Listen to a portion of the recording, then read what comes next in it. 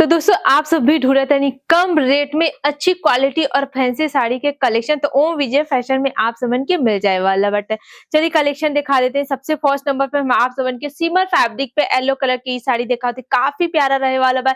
जेकरे ऊपर देखा थे कितना प्यारा से हैंडवर्क के टचअप देखे के मिल जाए, साथ ही साथ धागा के यहाँ पे एम्ब्रॉयडरी के भी वर्क देखे के मिल जाता। बॉर्डर देखा थे दोस्तों कितना प्यारा आप सबन के बॉर्डर भी देखे के मिलता है, जिसमें आप सबन के 6 पीसे मिली, 6 कलर आप सबन के अलग अलग मिल जाए। अगर आप सब चाहते हैं घर से व्यापार करे या दुकान लेके करना चाहते हैं तो 50-60 हजार की लागत लगा के ओम विजय फैशन से जुड़ के अपन व्यापार कर सकें। अगेन देखा तनी सिमर फैब्रिक के ही ऊपर आप सबन की पैटर्न देखा तनी काफी सुंदर इहो रहे वाला बा। जे पे देखा थे कटवर्क बॉर्डर आप सबन की देखे मिल जाता, जरी के पूरा आप सबन के चौड़ा बॉर्डर देखे मिल जाता और जरी के ही कॉन्सेप्ट में आप सबन के पूरी साड़ी में टाइप के बूटा के भी काम देखे मिल जाता। एक ऊपर आप सब देखा थे स्टोन वर्क के भी काम देखे के मिल जाता। इहू में आप सबन के 6 पीसे मिली, 6 कलर आप सबन के अलग अलग मिल जाते।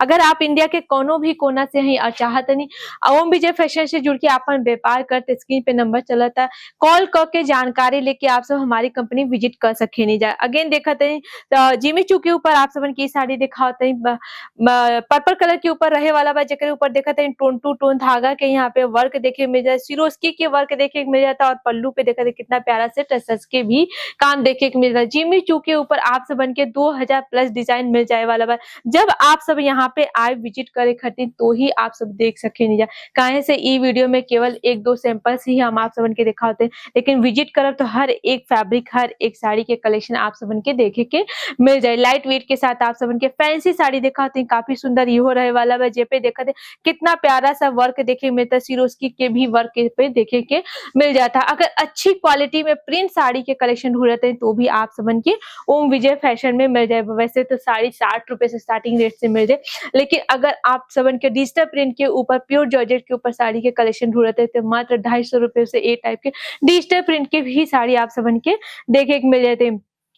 आगे सीजन जो आए वाला बा त्योहार के तो चलता बा, लेकिन छठ पूजा आए वाला बटे, शादी के सीजन आए वाला बटे और शादी के सीजन में छठ पूजा में ऐसे ही कलेक्शन लोग डिमांड करेला। अगर आप सब अपने दुकान में ऐसा कलेक्शन ना रखे में तो एक बार जरूर हमारी कंपनी विजिट करी, खरीदी करी।